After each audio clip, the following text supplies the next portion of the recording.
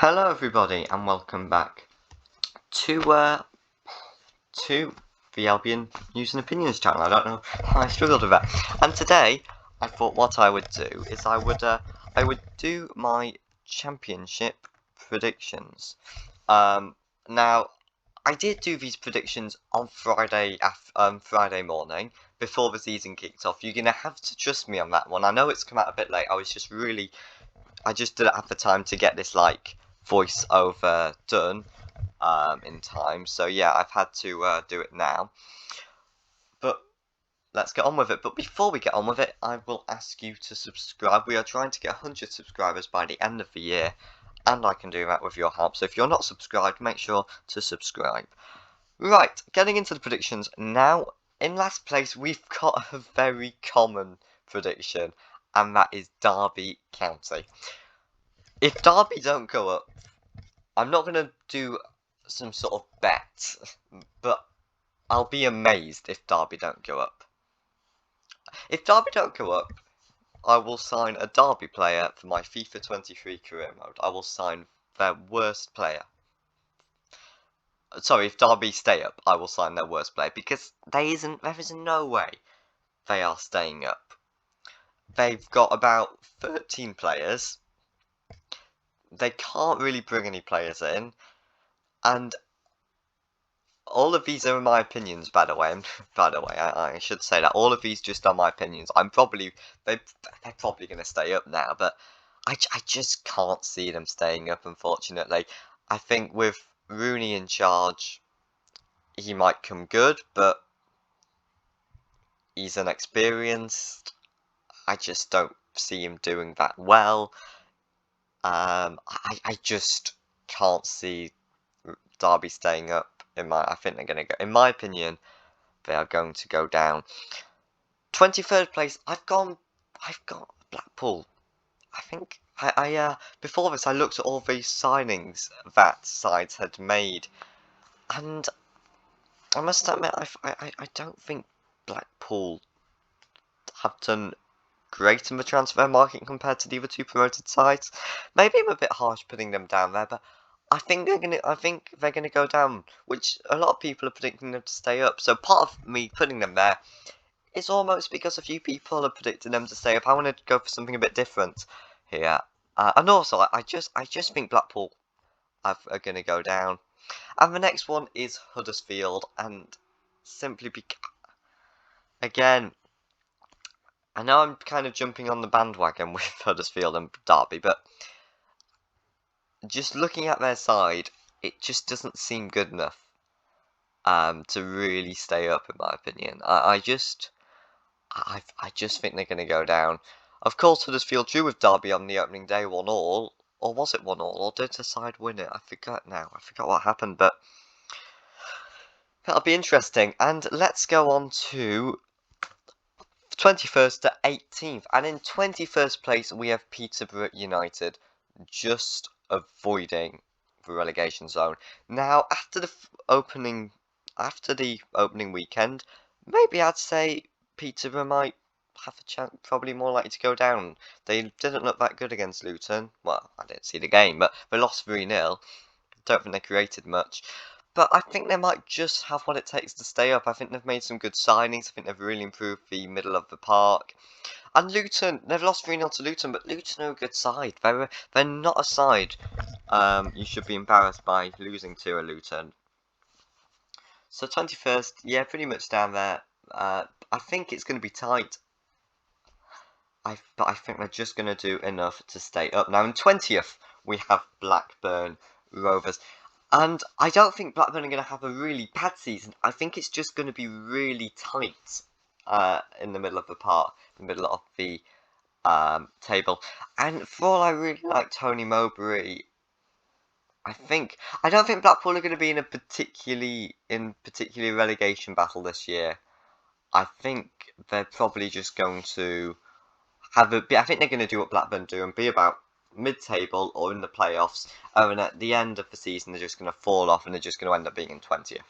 Whereas Hull City, who are above them, I think might be in a bit of a relegation battle, but I think they might pick up I think they'll have enough waves of good form to just carry them carry them into 19th and finish fairly securely. And I think Hull are going to stay up. And I think you're going to have to trust me, I made this prediction on Friday. And I think I almost look a little bit clever. Now they've just beaten Preston 4-1. I probably don't. You can't judge too much on the opening day, but it was certainly such a strong opening day. And I think with Hull, they've got some really good young players. I think Keane Lewis-Potter, Malik Wilkes, they've also got some older players that I think can get goals in this division, like McGuinness, I think he might score a few. They've got, the likes of, they've signed Moncourt, I think he's a good signing. I think Hull have made some good signings, and I think they will have a decent season and finish in 19th. And in 18th place, maybe if I was to do this again, after seeing the opening day, I might put Preston 20th and Blackburn in 19th and keep Hull in 19th. Mainly because how they did in the opening day and just rethinking it, but yeah, I think 18th for Preston. I think it's going to be fairly a dull season under Frankie McAvoy. Looking at the signings they've brought in, they've brought in Izzy Brown, he's an okay signing, a few others, but I think it'll be a fairly average 18th place season for Preston. Unlike other seasons where they've been challenging for the playoffs, I don't think they're going to be particularly challenging for the playoffs this season. I think most of it's going to be spent in mid-table. And going on to the other clubs, 17th to 14th, as you can see there, they are my predictions, and I've noticed I've put Millwall quite low down. I forgot I did that. But let's go over them. 17th place Coventry. I think it's going to be another standard season for Coventry. I think Coventry will eventually slowly rise up the table a bit in the next few seasons. I think eventually maybe challenging for the playoffs. But I think now they are going to be in 17th place, fairly rooted to the lower end of the table. Not really in a relegation fight, just an okay season. They made some good signings of Coventry. Gryokas have scored. Gryokas, he scored on the opening day. If they can get goals out of him, he's a good young striker. McFadden scored the winner against Forest, of course. He's not a bad centre back either, is he? And Simon Moore, the new goalkeeper, he was an okay goalkeeper for Sheffield United. So I think 17th place for Coventry. And in 16th place we have Millwall, and I think a few people would say that I put them quite low down. You probably have a bit of a point with Millwall, because I think a lot of people saying they might challenge for the playoffs, and I think they will be. I think from 16th place to literally 6th, I think it's only going to be about 7 or 8 points, but to split them. I don't think Millwall are going to be 10, 12 points away from the playoffs. I think 6, 7 points at that mark. I think it's going to be really, really close. I think all of the clubs, pretty much from 16th to maybe 6th or 5th, I think it's are going to be really tight for the playoffs. So I think Millwall, it's 16th is low, but I think it'll be a good season, and a season where maybe with a few more wins they would get into the playoffs, if you know what I mean. I think Millwall have had a decent window. I think Benicophobe is a good signing. I can't really name the other players they've signed, but they've got some good players there, and it was a decent 1-1 draw against QPR. Jed Wallace, of course, he's a very good midfielder. And in 15th place we have Bristol City, and for Bristol, I think this year's going to be a fairly average one. Pearson's a good manager, but they did end the season in bad form. They've lost some players like Jeju. And I think 15th for Bristol. Fairly average season for them. And moving on to Reading, who I think will be in 14th. I think it's not going to help that they've, lost their place in the playoffs quite late on last season. I think that's going to affect their morale. Losing players like Elise, Richards, that's not going to be good. Lucas Shaw is injured. They probably would have sold Pushkas, but I don't think they're going to sell him now that Shaw's injured. They're probably going to need other strikers they can get. And I think 14th place for Reading. And then 13th to 10th, we have Nottingham Forest, Swansea, Birmingham and Cardiff. And I think a really improved season for Forest this year, because Houghton is a very good manager at this level. He knows how to get sides up, and I think one day there's a chance in a few years he gets Forest promoted. But I think for now they'll be around about 13th place. Made some good signings. Zinkernagel, they signed on loan from Watford, I think. You know, you've got some other good players there.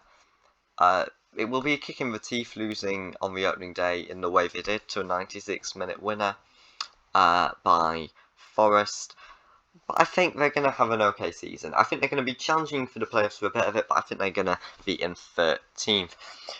12th place, I am going with Swansea. I think they would have been in the playoffs if they still had Cooper, but I think under Russell Martin, I think it'll take some time to adapt. So I think, yeah, 12th place. Maybe I put them a bit lower now, thinking about it, and especially seeing how they did on the opening day. But they've got some good players there. Swansea, you know, you've got the likes of... who have they got? They've got Grimes. If they can keep hold of Grimes, I'm not sure if they will. I think he might be off. But, you know, you still got some good players there that can cause some harm. But again, they've lost Ayew. Maybe Swansea actually going to have a worse season than I thought. In 11th place, though, we do have Birmingham City, and a side that I think will have a good season. I think Lee Bowyer's a good manager. I think that 1-0 win against Sheffield United is really positive. Taita Chong seems like a really good signing on loan. They've made some other good additions. They've got some good players like Jukovic. Scott Hogan might be able to get a few goals this season. I think a decent season for Birmingham, and a season where they are going to be challenging for the playoffs. 10th place, I do have Cardiff City. And yeah, I think, again, challenging for the playoffs. Mick McCarthy's a good manager. Kiefer Moore's a good striker. They've got some good players there. I think, again, they could get playoffs this season, but I think they're just going to miss out.